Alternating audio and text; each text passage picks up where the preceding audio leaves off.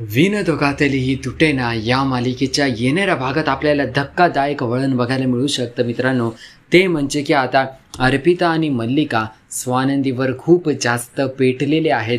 कारण स्वानंदीने काय केलं की एवढे दिवस अर्पिता जे नाटक करत होती ना, ती असं नाटक करत होती की तिचे सासू सासरे तिला छळतायत, तिला खूप त्रास होतोय आणि त्यामुळे ती सारखं सारखं माहेरी येत असते. परंतु मित्रांनो, स्वानंदीने अर्पिताच्या सासरी जाऊन सगळ्या सत्याचा खुलासा केला. सत्य तर हे होतं की अर्पिताचे सासरेच जे आहेत ते अर्पिताचा त्रास सहन करत होते. अर्पिता तिच्या सासूवर हात उचलायची आणि तिच्या सासू सासऱ्यांना व घरच्यांना छळत होती. या सगळ्या गोष्टी जेव्हा समोर आल्या तेव्हा आता समरला खूप राग आलेला असतो. पण मित्रांनो, हे सगळं स्वानंदीमुळे झालं हे सत्य अर्पिताला आणि मल्लिकाला समजलेलं असतं.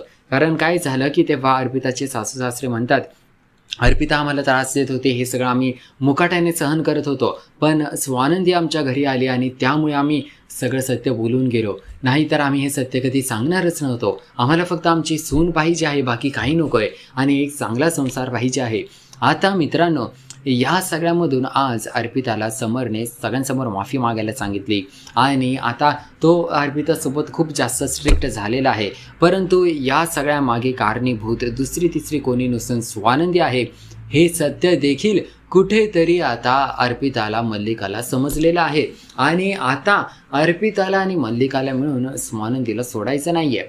या दोघांनी आता आपल्याला बघायला मिळणार आहे की मालिकेच्या पुढच्या येणाऱ्या काही भागांमध्ये कशा पद्धतीने मल्लिका आणि अर्पिता आता स्वानंदी आणि समरला एकमेकांपासून लांब करण्याचा प्रयत्न करणार आहे. कारण स्वानंदी जे काही करू शकते ते सगळं समरच्या एक प्रकारे साथीमुळे करू शकते. समरची साथ स्वानंदीला आहे. समरचा स्वानंदीवर जो विश्वास आहे, या सगळ्या कारणांमुळे आपल्याला बघायला मिळतं की आत्तापर्यंत स्वानंदीला एवढ्या सगळ्या गोष्टी करता आल्यात. परंतु अर्पिता आणि मल्लिकाच्या लक्षात येतं की जर आपण समर आणि स्वानंदीला एकमेकांपासून लांब केलं तर खरी मज्जा येईल. कारण मग आपण जर आधी या एकमेकांपासून लांब केलं, समरच्या मनात स्वानंदीबद्दल जो विश्वास आहे तो जर आपण कोणत्या ना कोणत्या पद्धतीने उडवला, त्यानंतर आपण स्वानंदीची चांगली वाट लावू शकतो. कारण समर ना एक तत्वांचा माणूस आहे.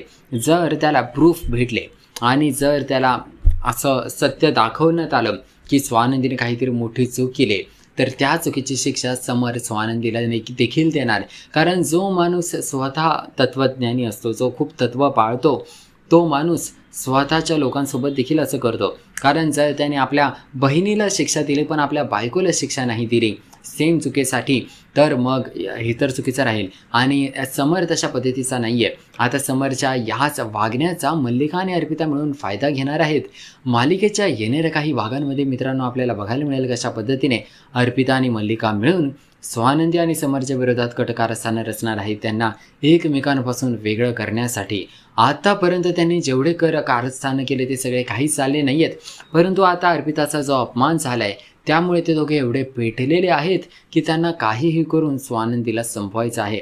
तर आता बघूया मालिकेत नेमके हे दोघे काय गोष्टी करतायत, कशा पद्धतीने हे वेगवेगळे कारस्थानं रचतायत. हे दोघं असे आहेत ना की एखाद्या माणसाचा जीव घ्यायला मागे पुढे बघणार नाही. त्यांनी चिंगीच्या देखील बाळाला अशाच पद्धतीने मारलं होतं. तर आता बघूया या सगळ्यातून काय मार्ग यांना काढता येतोय.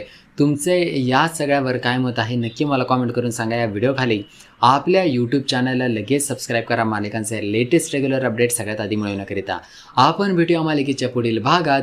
पाहूया मालिकेत नवनवीन अजून नेमकं काय काय घडतंय ते.